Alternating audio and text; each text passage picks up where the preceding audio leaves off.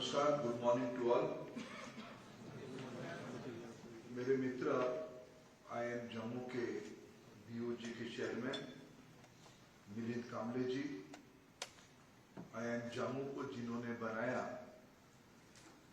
ऐसे हमारे director professor Sahay ji, my dear students, faculty members और अन्य सभी डिग्निटरीज, मीडिया के साथीगण,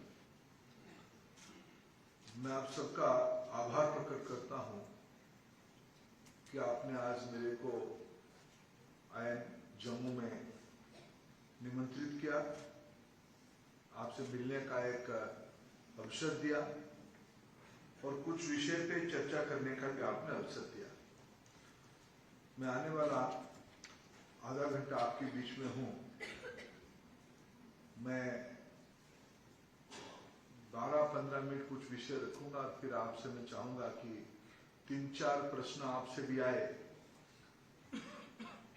कुछ मैं आपको समाधान दे पाऊं और आपसे कुछ से सीखूं। जब एक एकेडमिक इंस्टीट्यूट में आया हूं, मैं भी स्टूडेंट हूं और मैं आपसे ही कुछ सीख के जाऊं, इस मोह से मैं यहाँ आया हूं। और जब मैं केंद्र सरकार में शिक्षा डिपार्टमेंट में काम कर रहा हूं, ऐसे में जो विषय कहूंगा ऐसे आपको जानकारी नहीं है ऐसा नहीं है, लेकिन एक मैनेजमेंट इंस्टीट्यूट में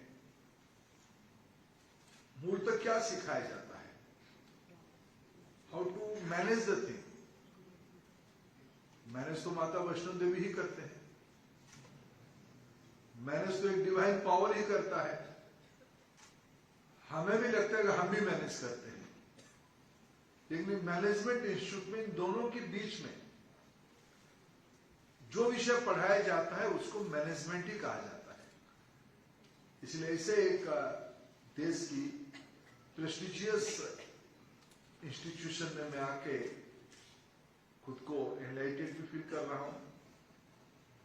इसलिए मैं कुछ प्रोस्पेक्टिव मैनेजमेंट को, मैं एक बड़ा विषय जुड़ा हुआ है डिसीजन। डिसीजन की पहले और एक विषय जुड़ा हुआ है, to analyse the situation and adopt a process. मैं एक पब्लिक पॉलिसी की प्रैक्टिशनर के नाते खुद को भी एक मैनेजमेंट की स्टूडेंट मानता हूं। कुछ विषय को अगर हम कोई एक चैलेंज को, कोई एक चुनौती को, कोई एक सिचुएशन को हमें सामना करना पड़ता है और उस स्थिति में हम लोग ये दिमाग में रहते हैं उसे आगे कैसे बढ़े। आगे बढ़ने के लिए कुछ प्रेस्क्राइब फार्मूला भी रहते हैं जो आपको आज इन दिनों में पढ़ाए भी जाते होंगे। कभी कभी ऐसी सिचुएशन आता है उस पढ़ाई भी काम नहीं देता है। अपने अनुभव, अपने तजुर्बा और आप जिस उम्र में हो, आपको जब कही गई है बचपन से, चींटी काटने से क्या करोगे, कोई मैनेजमेंट की कोर्स में है क्या? एक हम चलते चलते गड्ढा आएगा, गड्ढा को कैसे पार करना, या मैनेजमेंट में कहा गया है किताबों में उसको स्ट्रेट चलना, इसीलिए गड्ढे के अंदर भी जाना फिर ऊपर चलना, या उसको काट के जाना। ये सारे विषय कुछ कुछ इस प्रैक्टिकल नॉलेज में भी हम लोग करते हैं।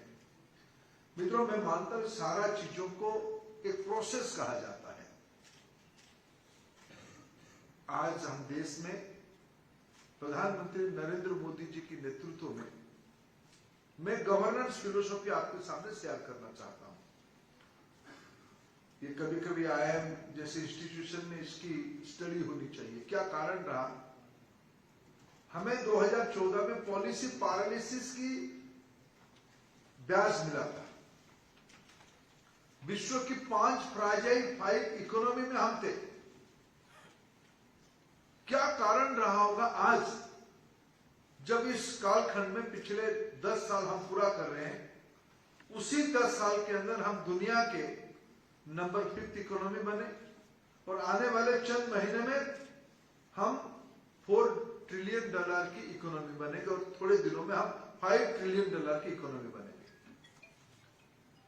बैंकों की क्या हालत था, आधे डजन बैंकों के CEO को जेल जाना पड़ा।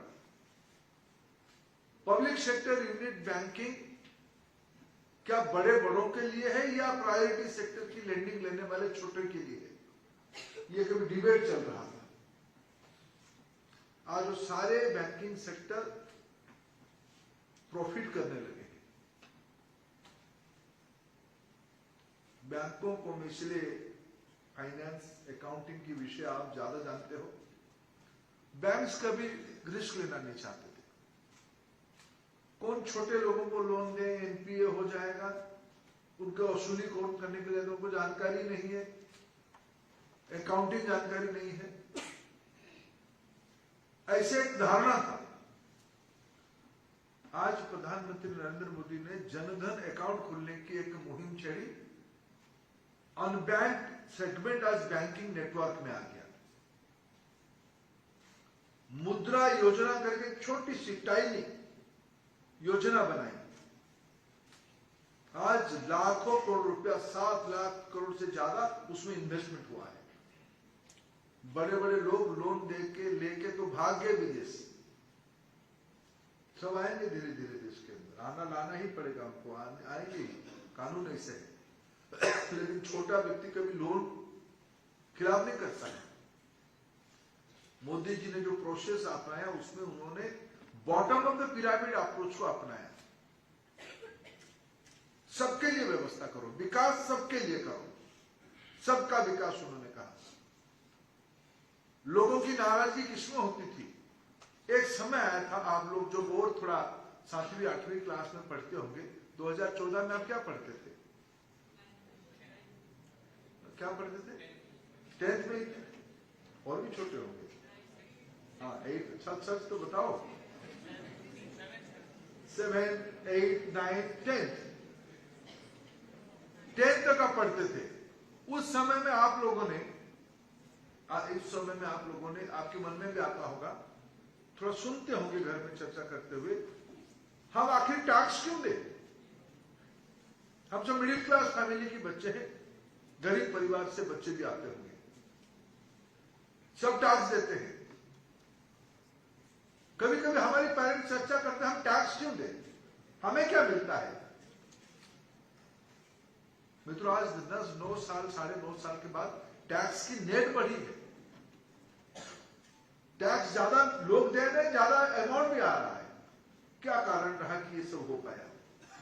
बैंक अकाउंट ज्यादा खुले, टैक्स की साइज बढ़ी, टैक्स की नेट बढ़ी हुई। मैंने एक डिपार्टमेंट पहले चलाता था, तो दायित्व तो मेरे पास था पेट्रोलियम विभाग। वो बड़ा इंफ्रास्ट्रक्चर रिलेटेड डिपार्टमेंट था उसमें, लेकिन एक कमोडिटी था एलपीजी देने का। घरों में क्लीन कुकिंग फ्यूल देने की वो व्यवस्था थी उस डिपार्टमेंट के अंदर। हमने देखा कि देश की 50% लोगों के पास एलपीजी कनेक्शन है, और विशेष करके हार्मनर्स के पास, गरीब तबके के पास एलपीजी है ही नहीं।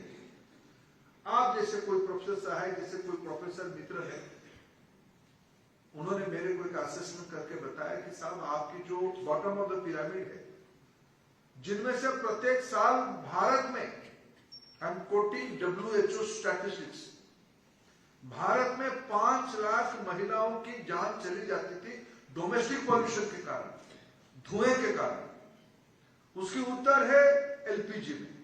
एलपीजी पहुंचेगा तो क्लीन कुकिंग फ्यूल होगा, खांसी, दमा, इस बीमारी से मुक्त होगा।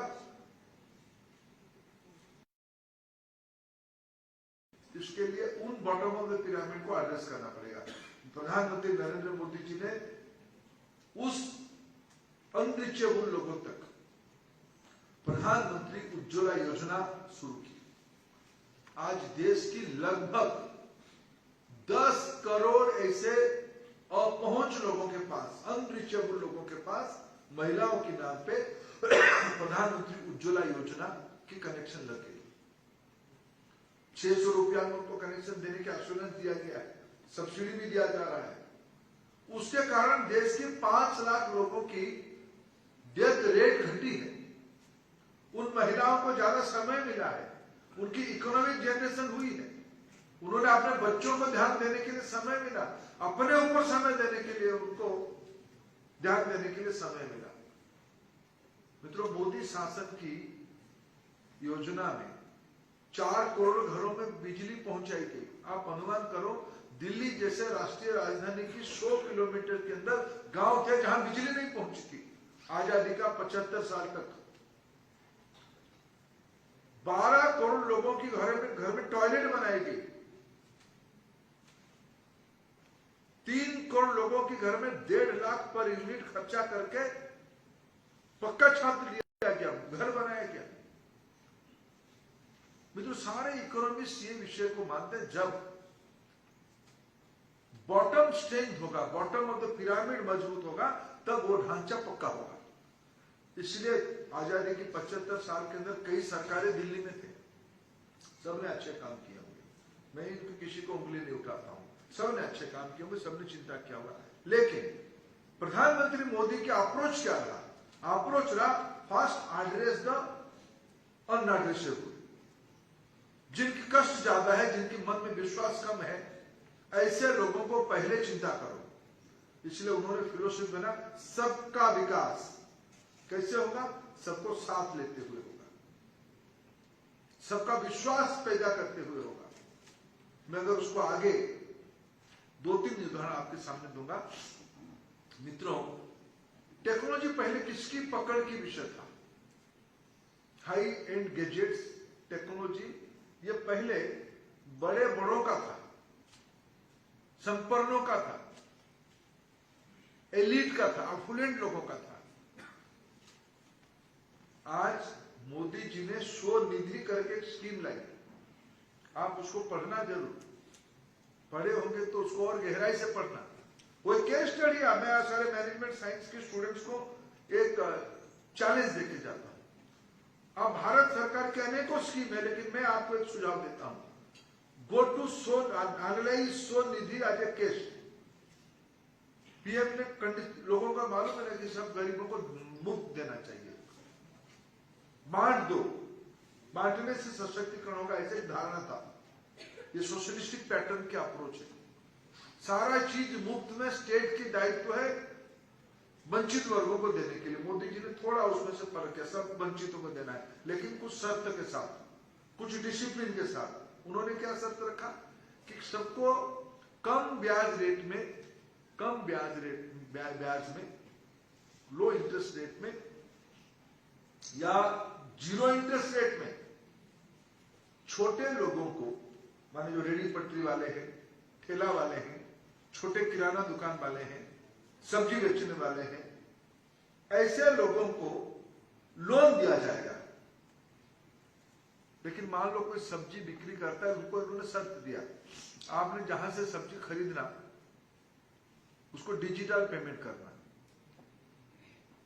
लोगों को लगा यार कैसे, वो सब्जी वाला जो किसान है वो कहां से डिजिटल, उसके पास कहां पोर्टल रहेगा, कहां ई बैंकिंग की सिस्टम रहेगी, कहां पे फोन रहेगा या फोन पे रहेगा।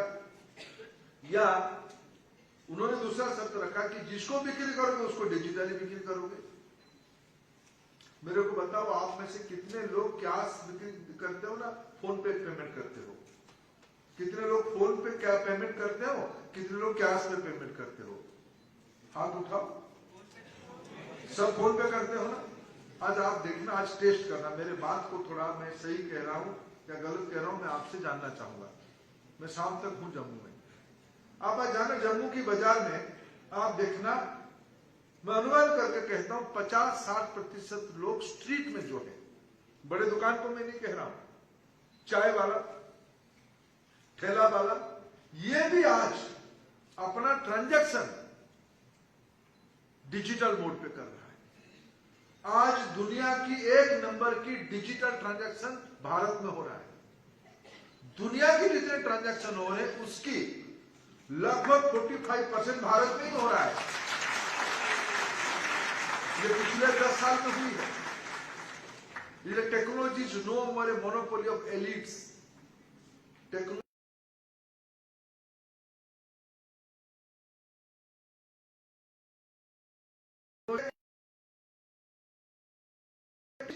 गरीब लोगों लोगों के लिए, बॉटम ऑफ द पिरामिड को अगर हम ध्यान देंगे तब जाके सोसाइटी ऊपर जाएगा।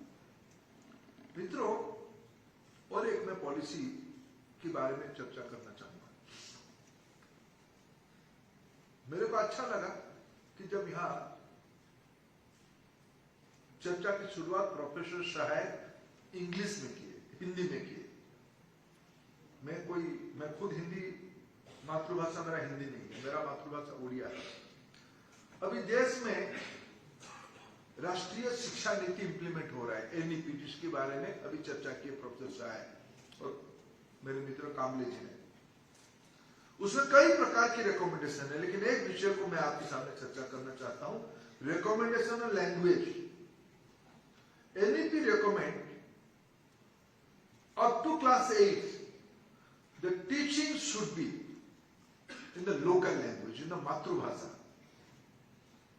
मित्रों, विश्व की एक्सपर्ट्स इस विषय पे सहमत हो रहे हैं और ये मत दे रहे हैं, जब बच्चा 8 तक आते हैं तो उनको कितना साल हो रहा होगा? 13-14 साल हो रहा होगा। ये कहते हैं कि जब तक उसको 8 साल हो जाती है उसकी ब्रेन की 85% डेवलप हो जाता है। 3 से 8 के अंदर ये 5 साल में 80% व्यक्ति की और बच्चा की ब्रेन डेवलप हो जाता है। ये एक्सपर्ट्स कहते हैं, ये वैज्ञानिक कहते हैं कि बच्चा जिस भाषा को पहले सुनता है, हम सभी अलग अलग बैकग्राउंड के होंगे, हम सभी राज्य के हैं कि नहीं बच्चे? यहां सारी राज्य के हैं। आपने जब पहली बार एक शब्द सुना होगा अपने घर में, या 1-1.5 साल के अंदर जो पहला शब्द बोला होगा, जिस शब्द में वो बोला होगा और सुना होगा, अगर उसी भाषा में अगर वो क्लास 8 तक, मिनिमम क्लास 5 तक पढ़ेगा और लिखेगा, mind my words, the language the key for listening और अटर। If in that language the kid will continue to write and read in the same language, the brain will be then critically developed. उसकी परिपक्वता, उसकी analysis करने का, उसको argument करने का, उसकी रिसर्च एनालिसिस पक्का होगा, क्लैरिटी होगा। इसलिए इंग्लिश को भी दखल करना, हमें कल सुबह इंग्लिश क्या, हमें तो मैंड्रिन को भी सीखना पड़ेगा। हमारी कंपटीशन चाइना के साथ हो रहा है, चाइना में इंग्लिश नहीं बोला जाता है। हमें जर्मन टेक्नोलॉजी को, मैं आज आपकी लाइब्रेरी में एक नया चीज देख के किया। As a student I am appreciating that. मेरे को थोड़ा थोड़ा आपको जीनियस भी होता है यार। मेरे समय में अच्छा, मैं बहुत लाइब्रेरी में जाकर पढ़ने वाला व्यक्ति था भी नहीं। सच तो बताना चाहिए कभी कभी, बेटा बेटियों के साथ सच बताना चाहिए, लेकिन आप पढ़ना, मेरे स्वाभ्यास में नहीं आना। लेकिन मैं आपकी लाइब्रेरी जाके मेरे को अच्छा लगा, मैं एक नया चीज सीखा। क्या सीखा? लाइब्रेरी से कोई किताब ऐसे ही लेके नहीं जा सकता है। आपके पिताजियों को पूछना, एक आधा तो ले ही दिया होगा, आप नहीं लेना। लेने से भी हमारे सहाय साहब ने उसमें बढ़िया व्यवस्था कर दिया है। एक टेक्नोलॉजी जर्मन से लाया है, RF टैग के साथ लाइब्रेरी में किताब को लेके जाना और उसको डिपोजिट करने का भी तरीका अनोखा है। बनाने वाला, मैंने पूछा मशीन कहां से है? मशीन आया जर्मन से। जर्मनी लोग इंग्लिश नहीं जानते, इसलिए भ्रम में नहीं करें। जापान, हम दुनिया में कहते हैं कि भाई made in Japan is quality, alternative name of quality. English नहीं आता है उनको, इसलिए मोदी जी ने नई नियम बनाया, रिफॉर्म्स किया कि भाई हमें बच्चों को प्रारंभिक दिनों में अपने मदर टंग में, अपने मातृभाषा में गौरव के साथ पढ़ने पढ़ाने की व्यवस्था करना, पढ़ने लिखने की व्यवस्था करना, तब वो बच्चा ग्लोबल लीडर हो सकता है। मैं 3 ग्लोबल लीडर के नाम कहता हूं जिन्होंने अपने प्रारंभिक दिनों में इंग्लिश नहीं पढ़ा था। एक का नाम है APJ अब्दुल कलाम, इंग्लिश नहीं पढ़े थे। मछुआरे की बेटा कहां इंग्लिश पढ़ने का मौका आएगा। दूसरे का नाम है प्राइम मिनिस्टर नरेंद्र मोदी, वो तो चाय विक्री कर रहे थे, गरीबी इतनी थी। तीसरे का नाम है राष्ट्रपति द्रौपदी मुर्मू, मैं उनके गाँव गया, मैं प्राइम मिनिस्टर साहब के गाँव में गया। द्रौपदी मुर्मू जी तो अपने प्रारंभिक जिंदगी में she the first lady of her village to pass 10th, ऐसे गांव से आई है। इंग्लिश तो बहुत दूर की बात थी। इसलिए मित्रों, कॉन्फिडेंट होना इंग्लिश से कोई संपर्क नहीं है। मित्रों, अभी अभी और एक रिफॉर्म था, इसलिए language is important thing in our journey. मातृभाषा हम सभी का महत्व की विषय होनी चाहिए। एक अंत में मैं कहूं रिफॉर्म के बारे में, अभी अभी पार्लियामेंट खत्म हुई, पार्लियामेंट में अभी एक लॉ पास हुआ, लॉ इनेक्टेड हुआ। भारत में 19th सेंचुरी से, जब अंग्रेजों की हुकूमत था, हम गुलाम थे, तब आपने एक शब्द सुना होगा, इंडियन पेनल कोड, सुना है ना, आईपीसी। ये पेनल का अर्थ क्या है? Penal relate to punishment, penalty, दंड। अंग्रेजों ने हमको गुलामी देने में रखने के लिए, अभी कभी आप आज गूगल में सर्च करके मैकॉले की मिनट्स को पढ़ना। मैकॉले ने, जिन्होंने भारत में, अंग्रेज भारत में, ब्रिटिश इंडिया में शिक्षा नीति लागू किया, उसका शर्त क्या था, क्यों वो लागू किया 1835 में? इसलिए लागू किया कि भारत को लंबे समय तक पराधीन करने का, गुलामी रखने का वेपन शिक्षा होनी चाहिए। इसलिए उन्होंने मैकॉले पद्धति लागू किया। लंबे समय गुलामी के बाद उसी व्यवस्था ने हमारे ऊपर, हमें अख्तियार करने के लिए पकड़ आए थे, पनिशमेंट की कोड। देखो, आजादी की अमृत महोत्सव बना लिया। हम आजादी की शतवार्षिक 2047 में बनाएंगे। इसलिए हमने विकसित भारत का, डेवलप कंट्री का टारगेट रखा। डेवलप कंट्री में कॉलोनियल रूल की लॉज नहीं चल सकते हैं, ये सिंबॉलिक होती है, आत्मस्वाभिमान नहीं बन पाएगा। इसलिए इस बार रिफॉर्म किया गया भारतीय न्याय संहिता। वहां दंड था, यहां न्याय मिलेगा। बात बहुत सूक्ष्म है। कॉलोनियल रूल में दंड की व्यवस्था था, आजाद भारत की नीति बनी, सबको न्याय दिया जाएगा। जो अन्याय करेगा तो दंड तो मिलेगा। इसलिए इस गवर्नमेंट की, हमने जब कहते विकसित भारत होगा, मैं तो आपको सुझाव देने आया हूं। प्रोफेसर साहब, आपके वहां वो विंडो खुल गया, आइडिया कैफे खुल गया आपके वहां, वो सिस्टम लग गया क्या? नहीं, वो लग गया क्या? एक डिजिटल माई गॉव में एक विंडो है, विकसित भारत के लिए प्रधानमंत्री जी ने आपसे अपेक्षा रखा है, आप सुझाव दो। आप सबके मन में कुछ कल्पना हो, you must all have some ideas. उसको मोदी जी तक पहुंचाना पड़ेगा। इसलिए एक व्यवस्था किया गया माई गॉव में। नहीं है तो एक बार ओरिएंटेशन करो इसकी, ऐसे गेट टुगेदर में करके मोदी जी क्या चाहते उसकी एक स्पीच है, उसको एक क्लासरूम में समझाओ और सबको आइडिया देना। 2047 में भारत को विकसित करने के लिए सबकी प्रयास चाहिए। सबका साथ, सबका विकास, सबका विश्वास तभी होगा अगर सभी प्रयास करेंगे। ये भारत किसी की बपोती नहीं है, किसी की मोनोपोली नहीं है, किसी की जागीर नहीं है। ये डेमोक्रेसी है। डेमोक्रेसी में हर एक नागरिक की समान अधिकार है। ये कहने से नहीं होगा, करने से होगा। इसलिए मैं आज बहुत संतुष्ट हूं। मेरे पास इतना ही कहना था। मैं कभी चाहूंगा कि मेरे को अगर प्रोफेसर शाह अनुमति देंगे तो मैं आपको बनाया गया क्रेडिट सिस्टम। अगर प्रोफेसर शाह, मैं तो बीच बीच में माता रानी का दर्शन के लिए आऊंगा, अगर आप अनुमति देंगे तो मैं बच्चों को पब्लिक पॉलिसी की भी एक आधा पॉइंट का पढ़ाना भी कर चाहूंगा और आपसे दर्शन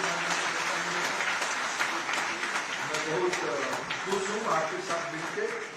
मैंने मोदी सरकार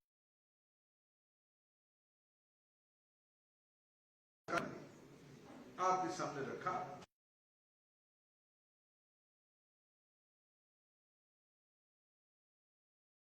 को कॉर्ल स्मिथ करके अमेरिका को यूनिवर्सिटी के प्रोफेसर ने मेरे को समझाया। मेरे मन में प्रश्न है कि mister Smith, how do you know about Indian society? How do you know? मेरे मन में एक दम्मत है, अमेरिकन यूनिवर्सिटी के प्रोफेसर हमें कैसे समझा सकता है? बोले ना, ऐसा नहीं है। अभी बेचारे अभी कोरोना के कारण प्रोफेसर स्मिथ की देहांत हुआ। उन्होंने मेरे को कहा कि साहब, मैं आपकी देश में पिछले 40 साल से आ रहा हूं और 40 साल से मैं महिलाओं की बिहेवियरल स्टडी कर रहा हूं, उनकी चैलेंजेस समझ रहा हूं।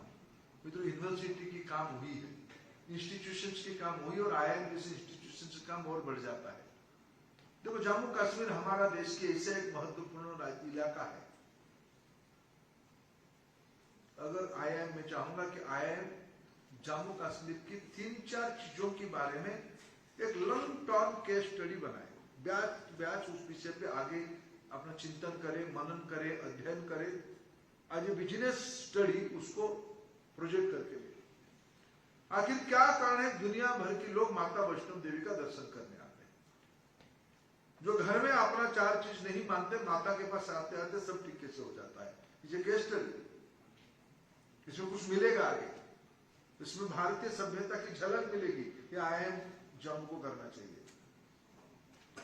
क्या कारण है कि इतने कष्ट के साथ दुनिया के लोग अमरनाथ यात्रा करने जाते हैं? क्या कारण है कि जम्मू श्रीनगर की तरफ इतने उफान के बाद भी कारीगरी काम बंद नहीं हुई? जो हस्तशिल्प था, एम्ब्रॉयडरी वर्क था, पश्मीना की काम था, वो कभी बंद नहीं हुए, और महिला करते हैं। All these things should be case study of IIM Jammu. तब जम्मू जाकर समाज को एक नया मॉडल दे पाएगा। इसी अपेक्षा के साथ आप सब ने मेरे को मिलने का अवसर दिया। बहुत धन्यवाद।